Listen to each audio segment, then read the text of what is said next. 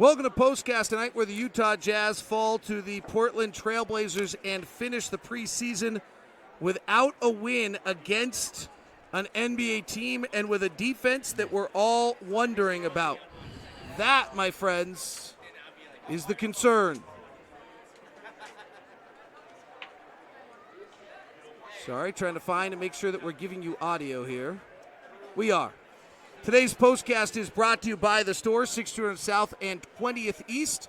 And Ron, what is your thought on what's going on with the Utah Jazz? Well, obviously, and I don't think there's any secret, the defense is struggling right now. Quinn has got to find a way to slow their opponents down, even with the basketball and without the basketball. I think both of the situations it's causing some problems there for the Jazz. So the individual defense, team defense, none of it seems to be to the point where it's shutting teams down.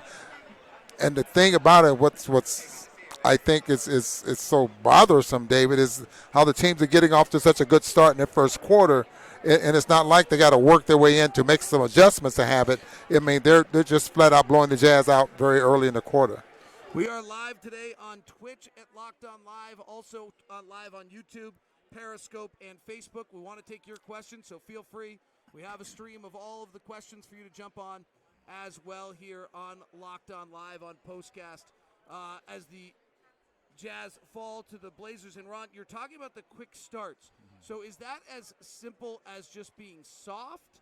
What's your thought on why the quick starts? Well, I think it's a couple of things. One is that what the Jazz are doing tonight against a guard line that's so dominant.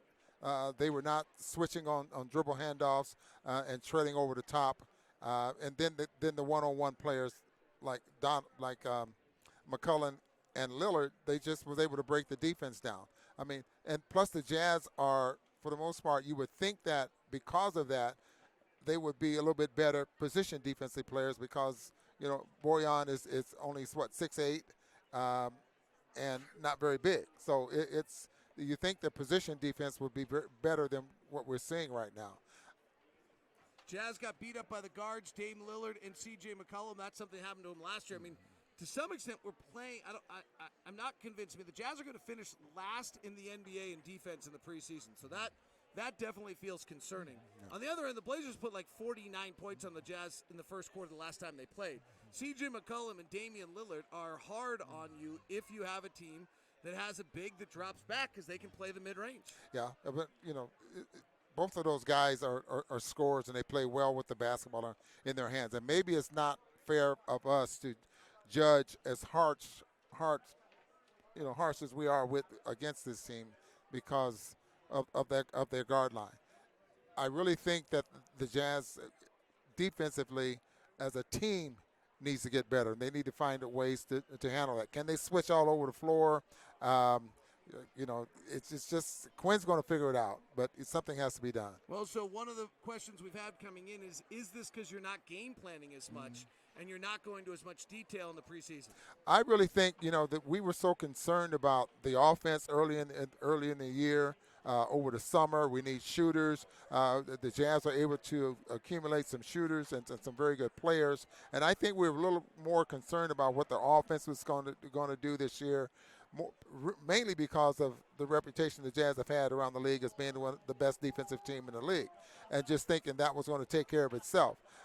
Now it's a different story. We have a good offensive team, and so the defense has to pick up where they left off last year. Some of the theories out there are that Quinn has so much thinking and so much detailed system that these guys are thinking instead of playing right now, and they have to understand the system before they become the team that people expect them to be. I expect them to grow defensively, absolutely. And like we've talked and we've watched practice enough that a lot of this is muscle memory and recognition, making the right reads. And we hear them talk about that a lot in practice.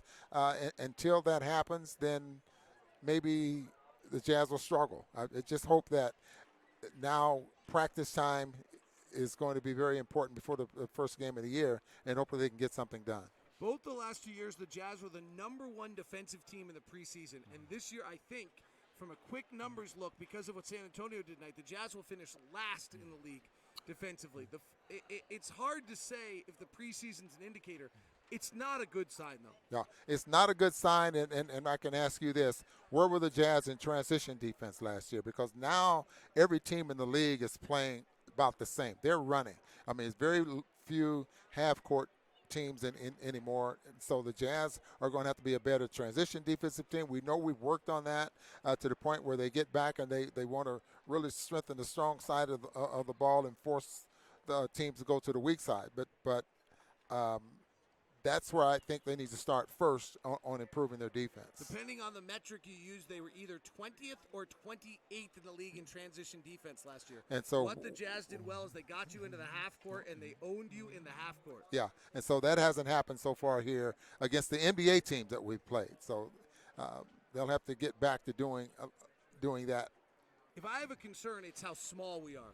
There were just a bunch of plays tonight where it didn't look like we had the size or the length to be able to impact things.